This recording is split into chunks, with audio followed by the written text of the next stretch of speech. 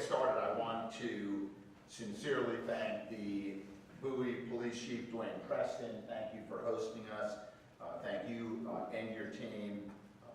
I am looking forward to hearing your comments in a moment, but first let me thank all of our law enforcement partners. And as you can see, this was truly a extensive, comprehensive partnership. No one up here does it to take credit, but it's important that I do give credit to those who participated and made possible this announcement today. So let me start. Baltimore Field Office of the ATF, Special Agent in Charge, Tony Crosby, who will be speaking today. We also had the Naval Criminal Investigative Service, United States Park Service, and Monroe County Police, and Assistant Chief Lowry, who will be speaking today. Prince George's County Police Department, police departments from Howard County, Laurel, Riverdale Park, Annapolis, Greenbelt. We also had participating in this investigation, the United States Marshal Service, the Charles County Sheriff's Office, Alexandria, Virginia Police, the Montgomery County Police, Arlington County Police, and Metropolitan Police out of the District of Columbia. So when we talk about cross-border, we're talking about not only within the state of Maryland, but within the region. So I want to thank each and every one of you. And so good morning, everyone, for being here. In Maryland, we believe that every resident deserves the right to conduct their daily business without fear of violence or intimidation. When that fundamental right is threatened, we respond with the full force of justice. Today we announced the dismantling of a criminal network that targeted and victimized 34 Marylanders in a series of violent robberies known as bank jugging. I want to emphasize that all individuals charged in this case are presumed innocent until proven guilty in a court of law. The charges announced today are merely allegations, and the defendants are entitled to a fair trial where the state must prove guilty on a reasonable doubt, and you'll hear much more about the details of the case when Katie Dorian presents this morning. The charges announced today, these perpetrators methodically stalk individuals who are making substantial cash withdrawals from financial institutions across 5 counties. Their pattern was calculated and brutal. Disguised in mask and dark or tactical clothing, they would ambush victims, often in broad daylight, subjecting them to physical violence, including striking, choking, and at least in one incident, biting their victims. The targets were ordinary residents, people withdrawing money, conducting routine financial transactions. The amounts stolen ranged from several hundreds to thousands of dollars. These weren't merely robberies. The assailants brandished firearms and discharged weapons to terrorize their victims, making their intentions unmistakably clear: your money or your life. So I'm pleased to report that through coordinated efforts between the organized crime unit of the Office of the Attorney General and our federal and local law enforcement partners, this reign of terror has come to an end. Our investigation has resulted in 7 indictments on multiple serious felony charges, including attempted murder, armed robbery, assault, firearms-related offenses, and criminal conspiracy. These individuals believed their elaborate precautions, identity concealment, vehicles with tinted windows, and stolen license plates would shield them from justice. They were mistaken. Let me be abundantly clear. If you threaten the safety and security of Maryland communities, if you prey upon people in Maryland, you will be identified, apprehended, and prosecuted to the fullest extent of the law. Since assuming office, I've prioritized the expansion and enhancement of our organized crime unit precisely to address complex, multi-jurisdictional criminal enterprises like the one before us today. This case exemplifies why such an investment is critical. These crimes spanned 5 counties, required sophisticated investigative techniques, and demanded seamless coordination between our various law enforcement agencies. My paramount obligation as Attorney General is safeguarding Maryland residents. The successful conclusion of this investigation represents that commitment in action. We will continue to deploy every resource, utilize every legal tool, and pursue every avenue to protect the safety and well-being of Maryland families. To those who fell victim to these traumatic crimes, I hope these indictments mark the beginning of your healing process. I want to acknowledge Katie Dorian, Chief of our Criminal Division, and Paul Halliday, who heads our Organized Crime Unit, for your exemplary leadership in this case. My gratitude extends to our law enforcement partners, who I identified earlier in my remarks. Thank you to the prosecutors, investigators, detectives, special agents, task force officers, and patrol officers whose dedication made Maryland safer today. These cases affirm the fundamental truth: in Maryland, public safety is not negotiable, and our commitment to justice is unwavering. I'll now turn the podium over to Katie Dorian. Thank you. Good morning, everyone. As the Attorney General said, this case is the latest effort by our Criminal Division's Organized Crime Unit, Chief Paul Halliday, who's here in the back, to combat violence throughout Maryland. The Attorney General gave this disclaimer, but I just want to emphasize it again. All of these defendants are presumed innocent unless and until the state proves their guilt beyond a reasonable doubt in court. An indictment is not a finding of guilt, but merely an accusation. The indictments of the 7 defendants being presented today are the result of a complex investigation into a pattern of armed robberies that occurred from August of 2023 to July of 2024 in Anne Arundel, Prince George's, Howard, Charles, and Montgomery counties, Maryland. In late 2023, the Office of the Attorney General and ATF began a joint investigation into a pattern of armed robberies at or near banking institutions. Investigators reviewed social media records, cell phone records, and used other investigative techniques to identify the defendants and their involvement in this pattern of violent crime. Our investigation revealed that the 7 indicted defendants acted as part of 2 separate criminal organizations who operated with very similar tactics. They are collectively responsible for at least 34 robberies and attempted robberies, 1 armed carjacking, 2 attempted murders, and other related and included crimes. For the first group, the leader of that criminal organization, Tyreek Walker, is charged with over 100 counts of criminal conduct. Most of these charges are for violent crimes and firearms offenses. Walker's group operated from August 2023 until January 2024. During the investigation, investigators were able to observe that earlier robberies in the trend by this organization involved robbing victims as they were leaving banking institutions. Some of the banking institutions where the victims were targeted included Navy Federal Credit Union, Bank of America, Capital One, and Wells Fargo Bank. At first, the organization would rob victims as they left a bank and were in the parking lot, usually as they were going to their car. But beginning in October of 2023, their tactics evolved, and the members and associates of the criminal organization began to follow victims as they drove away from the bank. The defendants would follow the victims in their own vehicle and then rob the victims when they arrived home or stopped at other businesses. During one instance, in October 2023, members of the criminal organization were driving in a car and intentionally crashed into a victim's vehicle so that the victim would pull over. Members and associates of the criminal organization subsequently robbed the victim of his personal property when the victim got out of their car to exchange information. The defendants were almost always armed with handguns during the robberies. The handguns were usually modified to be more lethal, often fitted with large capacity magazines and Glock switches, which convert semi-automatic handguns into rapid-firing automatic weapons. On multiple occasions, when the victim refused to comply and give the defendants money and other personal belongings, the defendants would fire their guns into the ground or near the victim in order to scare the victim and force compliance. On 2 occasions, a member of the criminal organization attempted to murder the victims of the robberies. One of these occasions involved a member of the criminal organization firing at the victim who was attempting to flee the robbery without giving over any money.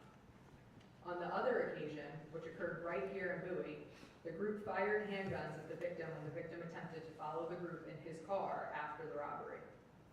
During another incident that occurred here in Bowie, The victim complied with the group's robbery demands, but attempted to call for help, at which point one member of the group struck the victim in the head with their firearm. The second group surfaced in May of 2024 after law enforcement stopped the first group. They continued to rob victims as they left many of the same banks in Maryland.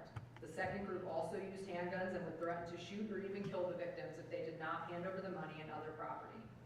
On many occasions, the group would threaten the victims while pointing handguns at their heads. On at least 2 occasions, the group assaulted victims by punching them and pistol whipping them or striking them with their firearms. On another occasion, a victim was placed into a chokehold during the robbery while another member of the group pressed a handgun with an extended magazine against the victim's stomach. This group was ultimately stopped by law enforcement in July of 2024. In total, these 7 defendants are charged with their respective involvement in 34 robberies and attempted robberies between August 2023 and July 2024. All defendants are currently in jail. As the Attorney General emphasized, these investigations would not have been possible without the collaboration and partnership between our office and our hard-working federal, state, and local partners. In case after case, we show that when we work together and combine our resources, we can make a significant impact on public safety. I would now like to turn it over to our wonderful partner, Special Agent in charge of the ATF, Tony Crosby. Thank you, Katie. Good morning, everyone. First and foremost, I would like to echo Attorney General Brown in thanking every single one of our partners up here. We certainly could not do what we do every day without the support of our state, local, and federal partners. So thank you to all of those agencies that participated in this investigation. We are here today to announce the charges against 7 defendants for multiple crimes, including attempted murder, armed carjacking, armed robbery, assault, and participation in a criminal gang. These charges stem from events alleged to have occurred over a 10-month span beginning in August of 2023 and ending last summer.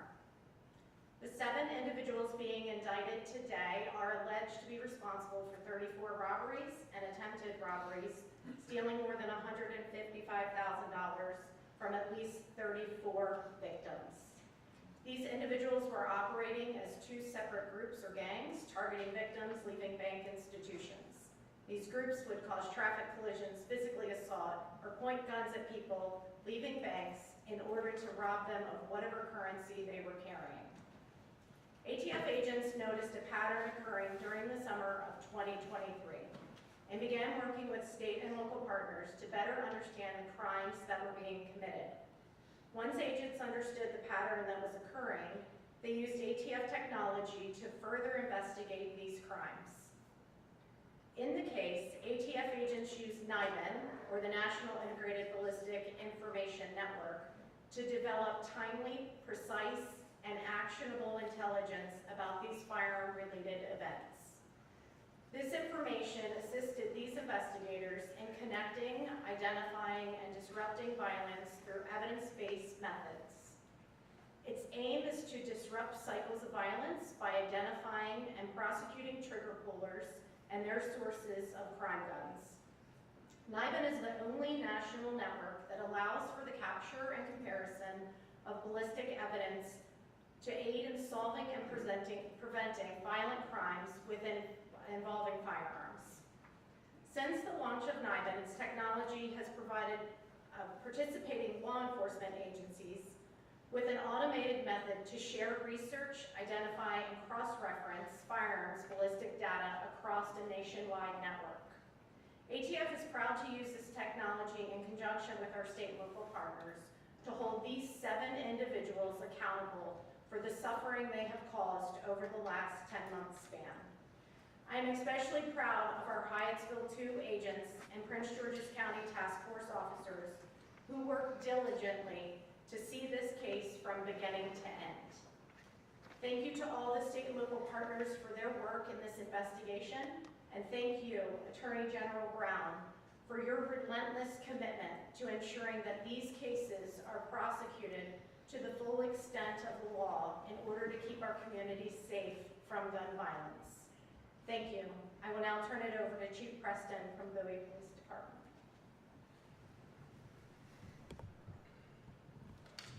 morning, everyone. I want to first welcome everyone to the city of Bowie. It's great to partner with the Attorney General's office to host this wonderful news that's being shared by Attorney General Brown.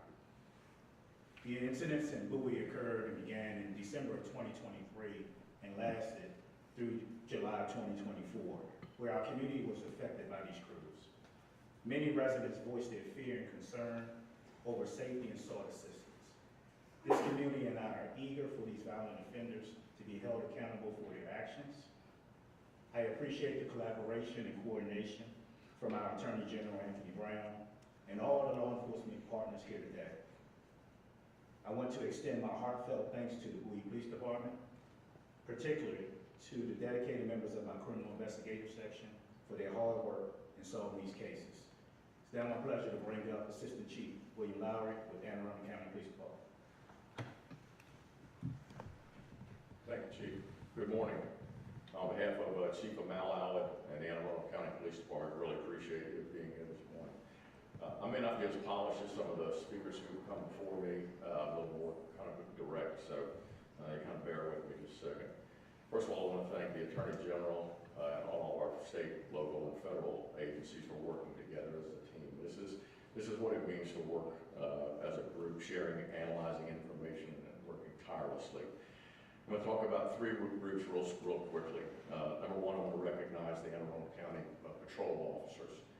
These officers make traffic stops every day, and they have no idea most of the time who they're dealing with. Last night, we stopped a motor vehicle that had stolen tags, 3 occupants inside. All of them had warrants, and one of them had a weapon with an extended magazine. The only thing particular about that is there was only one weapon in the car. Most of them had multiple. Our police officers do this every day, day in and day out.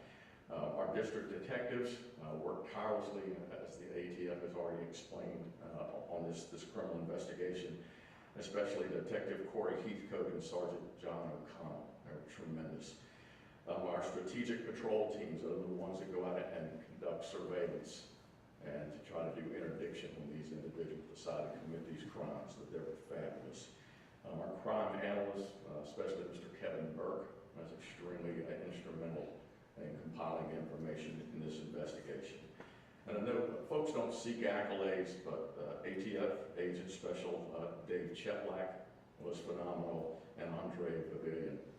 Really appreciate the work that each and every one of you did. And I know there was a multitude of other folks. So that's the first group. The second group is the crime victims. We can't imagine the trauma that these victims have went through. Police officers endure trauma every day, but for a mom and dad or a grandmother, sister or daughter, be pulling up to a bank just trying to conduct some business, and then these traumatic events occur. And this will stay with them, as the Attorney General has already spoken about. This will stay with them the rest of their lives. So I want those victims to know that we're here for you. Everybody that you see standing behind me, every one of us are here for you. We will never give up trying to find these individuals. Lastly, Anne Arundel County is a great place to work. It's a great place to live. It's a great place to raise your children. And the Anne Arundel County Police Department is committed to keeping it that way, so we're going to hold the line in Anne Arundel County. And I know I speak for every other law enforcement entity that's up here. Lastly, I'll talk to the criminal element. Hopefully none of them can hear me right now. Hopefully all of them are in jail. But I want to talk to you for just a second. If you come into Anne Arundel County to commit these crimes, you'll have to deal with us. And I want you to understand that. You think you're tough because you make the decision to steal people's cars, which takes away their livelihood. A lot of these folks' cars were stolen. It's their only way to get to work, or their only way to take children. So the trauma that they went through just with that is insurmountable. They steal cars, they carry guns with extended magazines on them, they put masks over their faces, they terrorize innocent folks, and they steal their hard-earned money. You're nothing but cowards, and you're a plague on society. And I don't think I can make it any plainer than that. We and our partners who stand behind me right here, we will hunt you down and see that you are prosecuted to the fullest extent of the law. Don't come into Anne Arundel County. All right, thank you all for being here.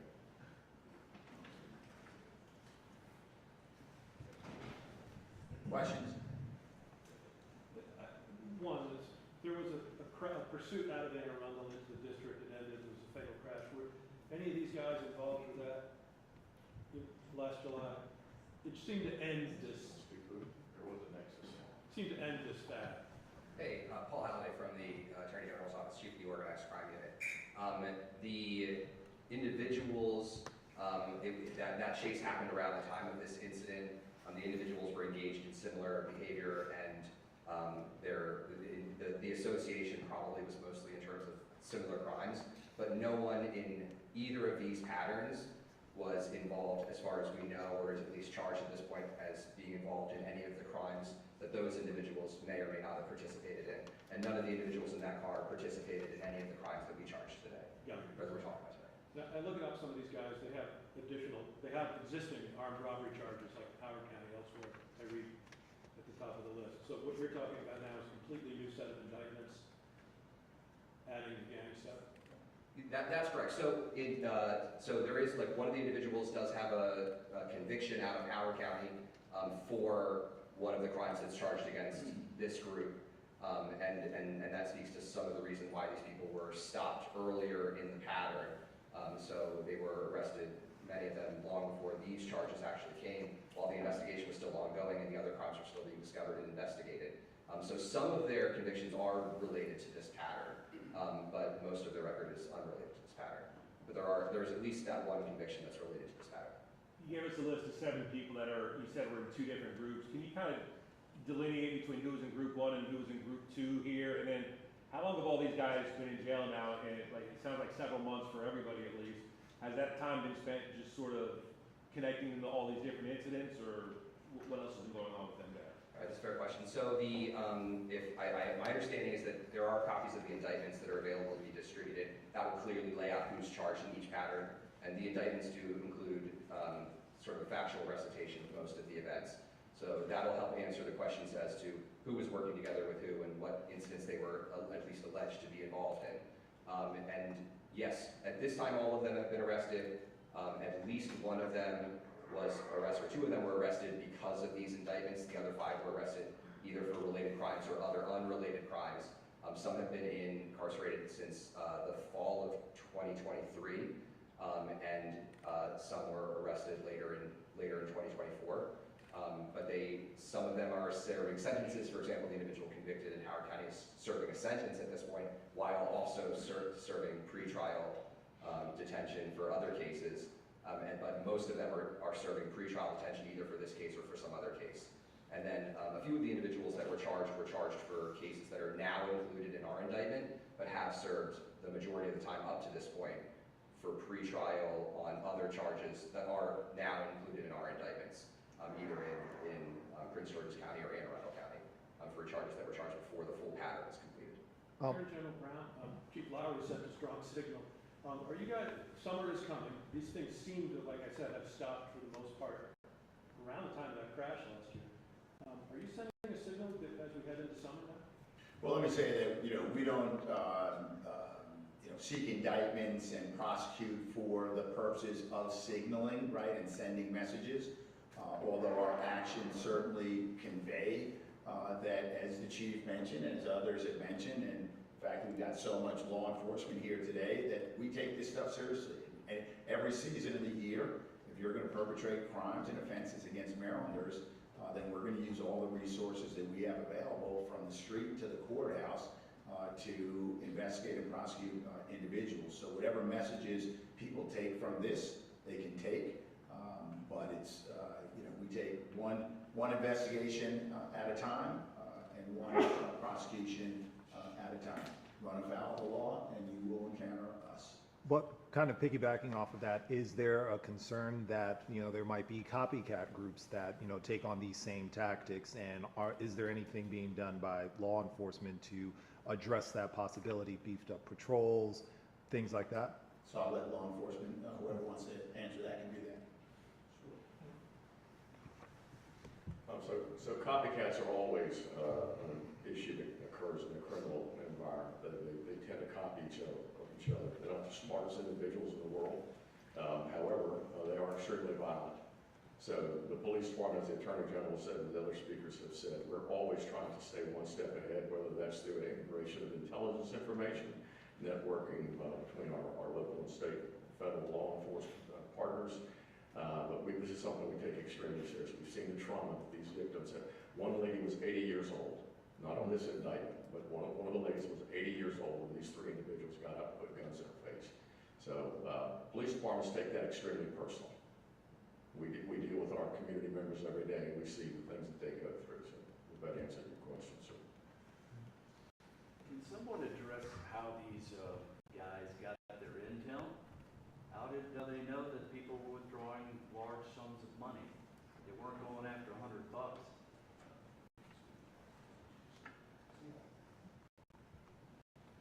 Yeah, I don't think, we can't speak individually to the facts. Hopefully those will bear out a little better in trial. The only thing the facts do show are that the individuals were all leaving the bank at the time.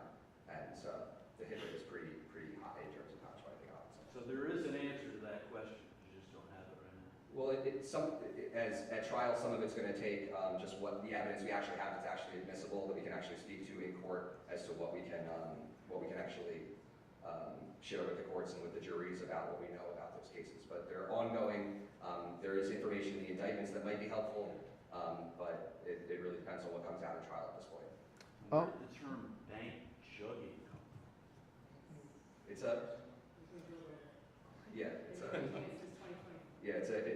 a historical term, I think, but it's been it refers to taking a person's basically the bag of cash that they're taking away from the bank with them and taking that from them.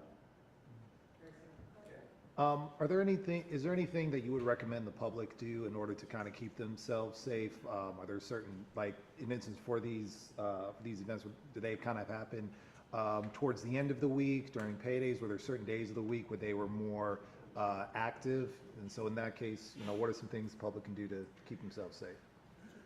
So the message that we always send to the community is always to be aware of your surroundings and pay attention. Most people know, look for things that are suspicious and don't look right, and things to be out of place. And be aware. One of the things we, in this day and time with cell phones, we're distracted as a society and community, especially when you're, conducting business transactions at a bank, things of that sort. Try to find ways to, if you're making withdrawals, make sure that those monies are securely placed on your person as you leave an institution, and just pay attention as you're transversing to and from these particular institutions. Can I get reaction from anybody up there? Obviously, these bad actors are off the street, but there was an incident in D.C. earlier this week that I think shocked a lot of people. Caught on video, a man took some money out of an ATM, was in the middle of a crosswalk, and people who were casing him literally hit him in the crosswalk, killed him, got out of the car and took his money. So it's right along these lines. Am I for a message to the community, to the surviving family? What do you say, Ms. Crosby? It just seems pretty outrageous, as are many of the other incidences you're talking about. I would have to agree. It is outrageous, and it's unfortunate that these incidents are happening from the standpoint of ATF. Obviously, there's a lot of firearms that were used in these incidents, and it's ultimately our goal to work with state and local law enforcement to get those firearms off the street. And in this case in particular, if it were not for the unveil network that I spoke about, we would not have been able to connect a lot of these crimes, along with the other intelligence that is being used. But I stand behind the state and local partners that we work with every day, and making sure that we are investigating these individuals to the fullest, so that incidents such as what you were talking about, these individuals are taken off the street and prosecuted accordingly. Because these are still out there, and some of your defendants are from D.C., so it's still happening. I mean, this is great, but some man was killed just this week with cash in his hand in a crosswalk. An observation that we're all seeing. Yep.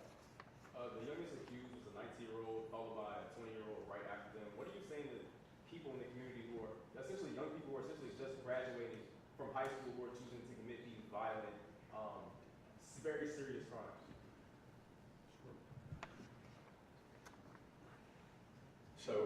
It's a very good question about young men and young women making a personal decision to go into a criminal element. I think all they have to do is look what's occurred here. You look at the future that these individuals have in front of them. Hopefully they're going to be spending decades in prison. I think from a personal perspective, from a chief of police who's been doing this for over 50 years, a lot of it starts at the home with parenting skills and talking to these young folks. By the time we get them when they're 19, 20, 21 years of age, it's almost impossible to turn that around. I'm not saying it is impossible, but it's very, very unlikely. So I hope these young folks understand they can be productive members of the society, and they can be a part of the community, or they can be a part of the criminal element, and they have to deal with us.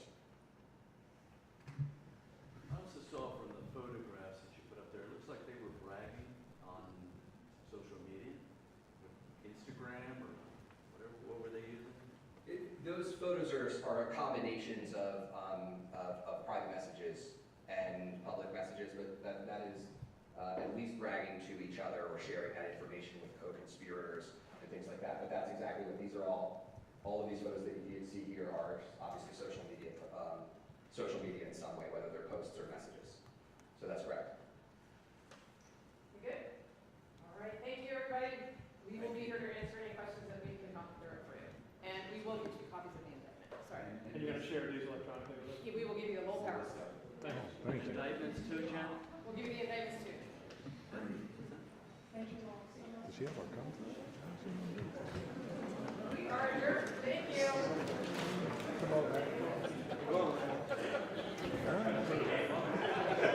Log out by the number.